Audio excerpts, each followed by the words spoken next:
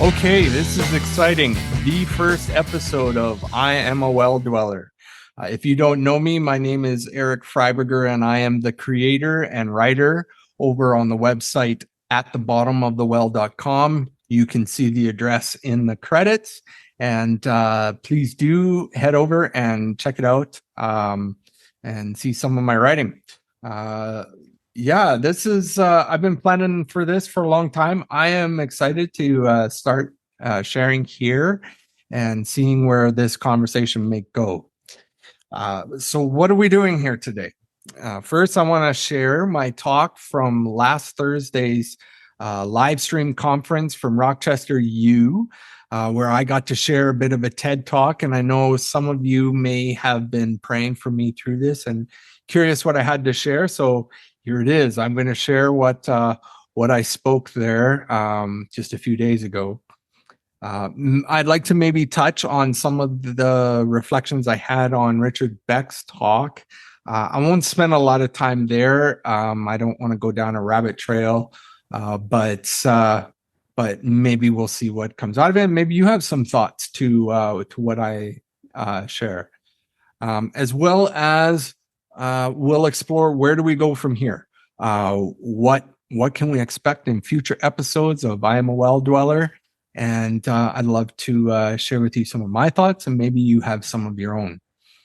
All right, so let's get right to it. Let me share with you the talk I gave at last Thursday's live stream conference from Rochester U.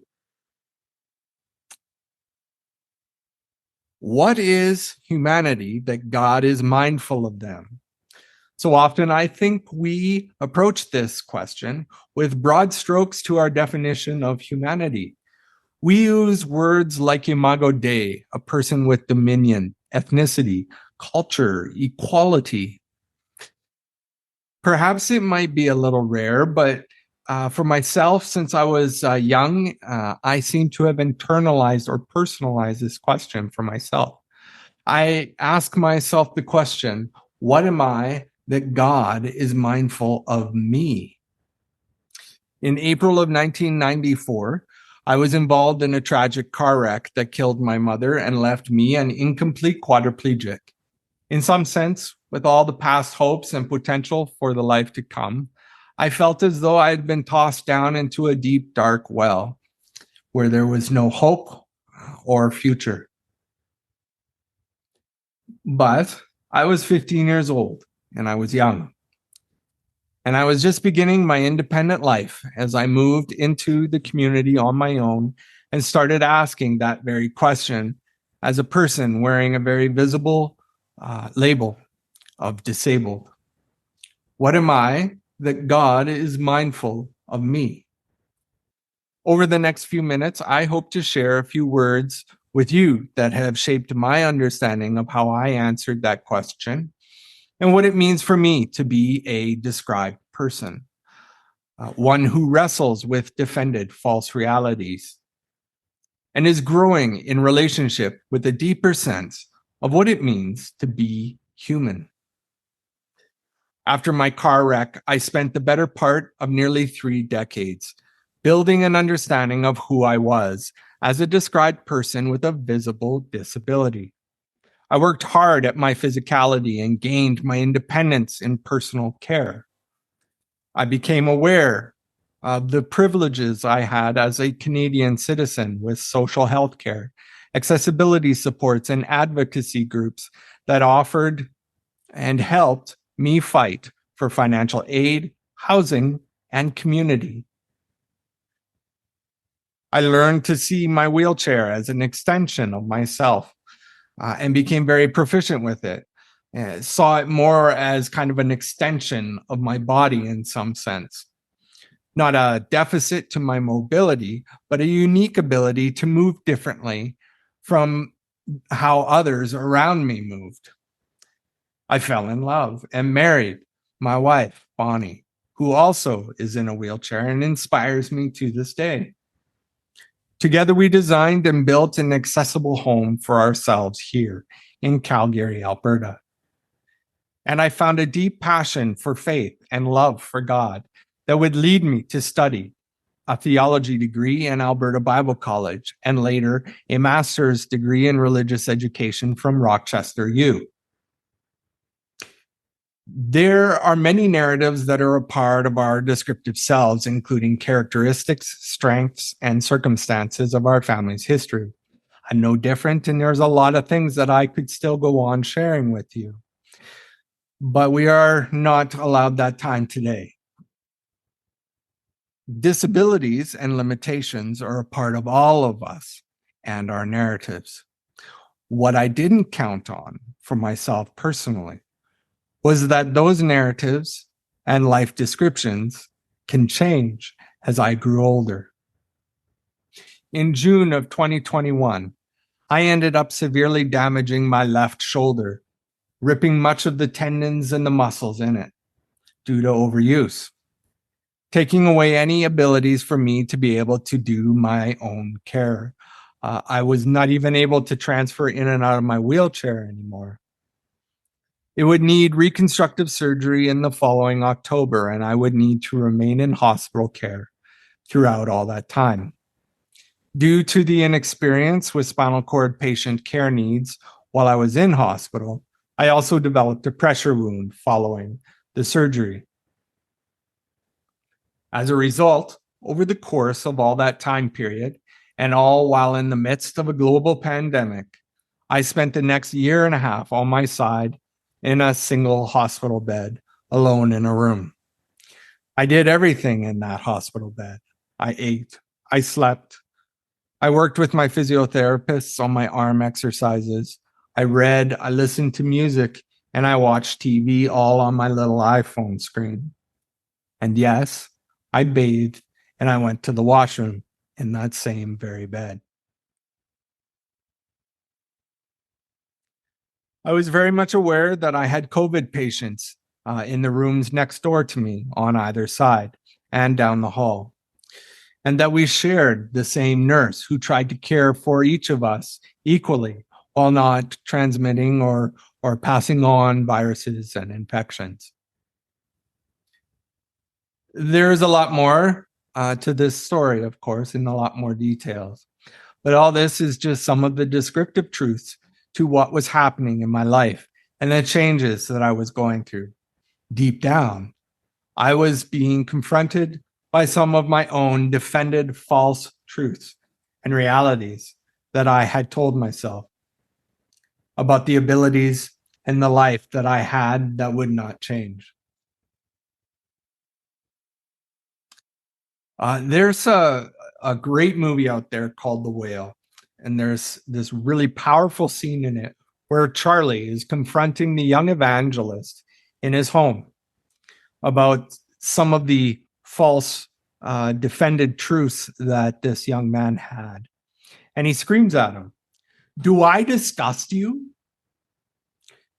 Now, Charlie was definitely confronting him about the truths in this young man's life.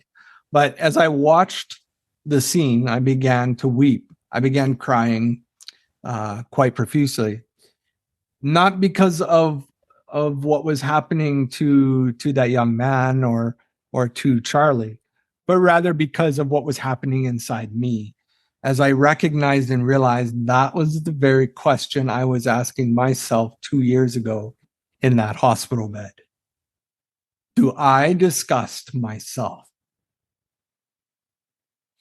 I was wrestling with the demons and the lies that crept out from behind masks of my own defended ego, and asking questions like, am I going to lose everything, particularly the physical abilities I fought so hard to get back after my wreck in 1994? Will I never be able to do my own care again independently? Am I going to lose my wife, my marriage? Am I going to lose my home that I've lived in for the past 2 decades?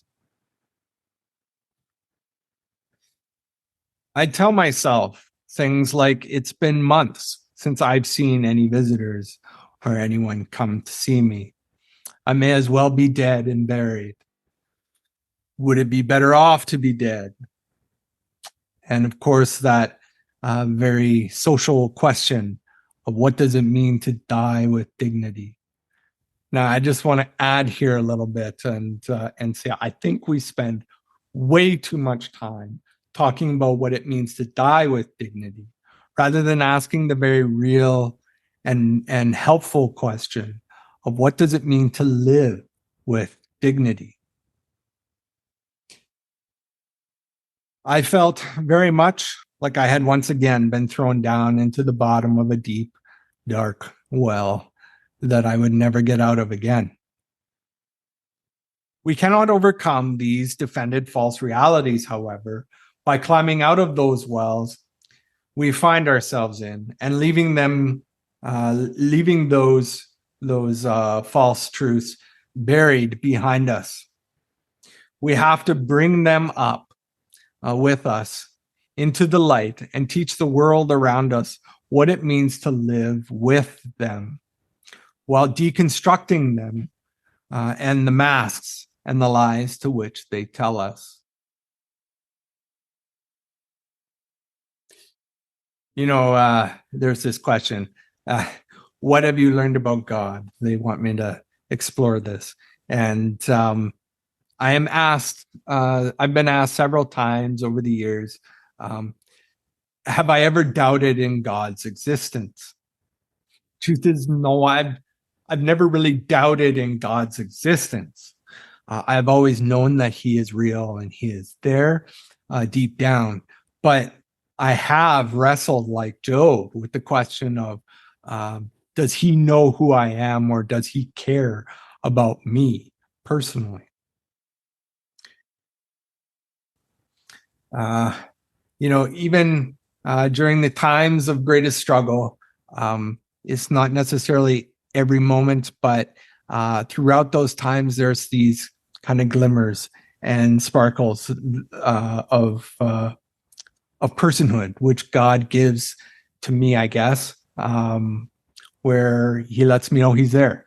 Where he speaks to me and says, I know you're going through something really hard right now, but I want you to know that I see you and that I am sitting here with you and I'm beside you.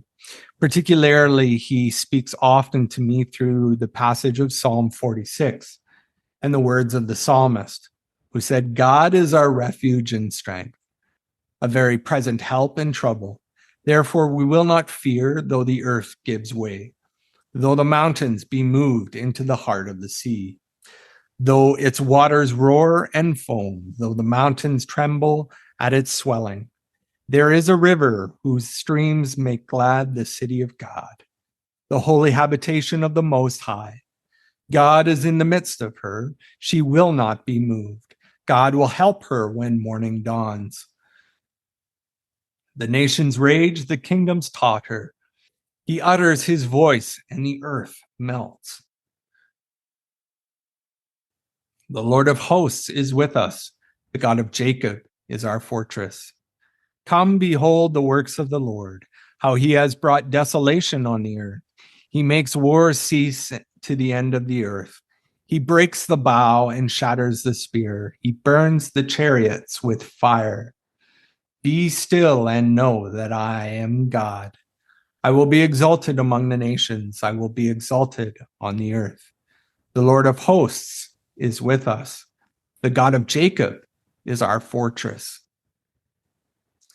I've come to know that which we think is a solid rock of foundation and immovable in our lives can very quickly crumble into the heart of the unknown.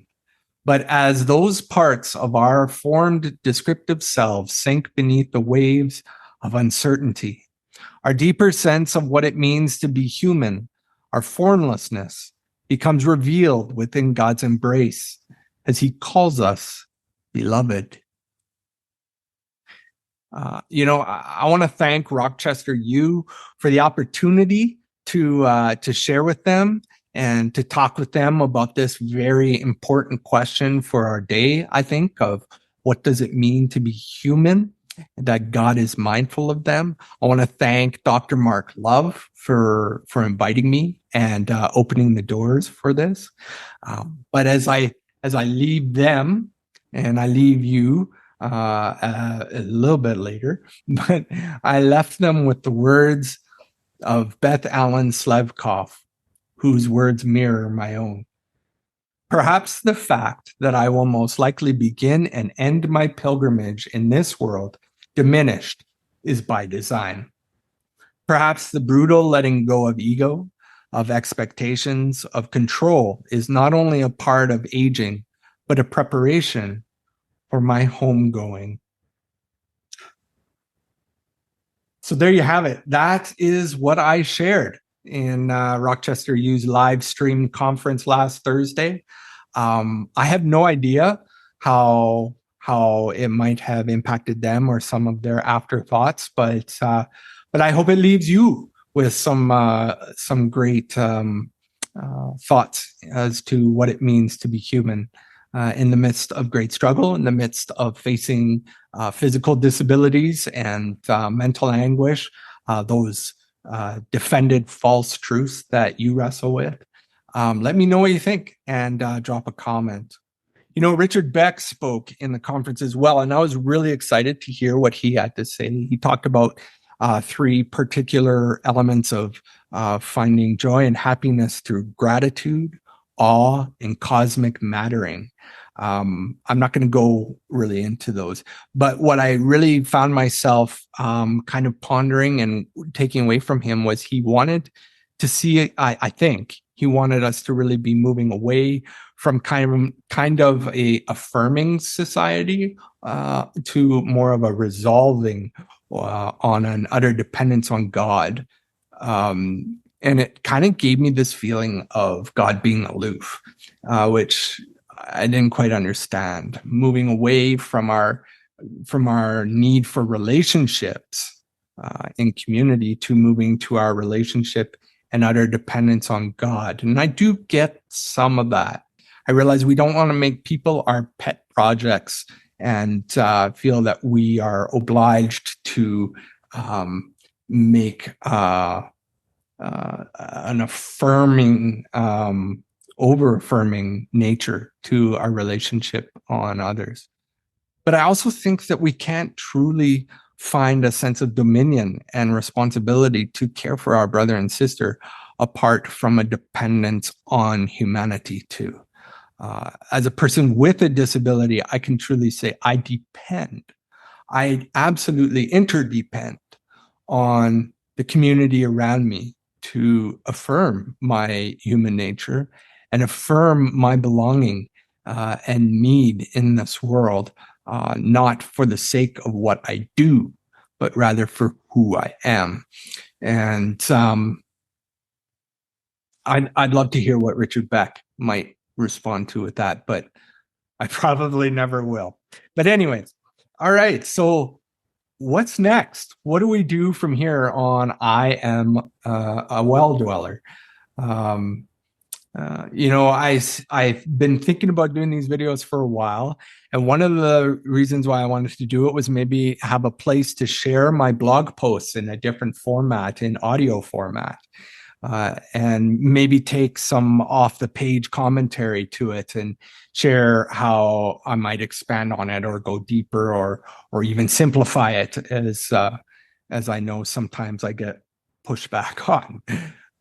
But also maybe it's a place that I could share some other posts or videos even as to what has impacted me and my conversation or intersections with issues of disability, dignity, and hope. Maybe we might have some guests on to join us in the conversation as to where they find intersection with disability, dignity, and hope, what meanings they find in those words. Or maybe you also have thoughts. Maybe you have thoughts as to other ways we might take this conversation on I Am a Well Dweller. I think one of the important things that I really hope for is to realize that I'm not alone in the well. I am a well dweller, but I'd like to think I'm not alone and that there are others of you out there who who dwell in the wells with me. And together we might find, living water, if you will, taking that imagery of the well, find living water together at the bottom, and find a light of truth and a light of hope and a light of a future in climbing out of those wells together. So please do visit at thebottomofthewell.com and share this video and anything else on your social media platforms from the website. I like to know that I am not alone again, and I like to know what your thoughts are to what I'm expressing and to what I'm finding here around disability, dignity, and hope. Well, I guess that's it. Until the next episode, I am your well dweller, Eric Freiberger. Keep rolling with the punches.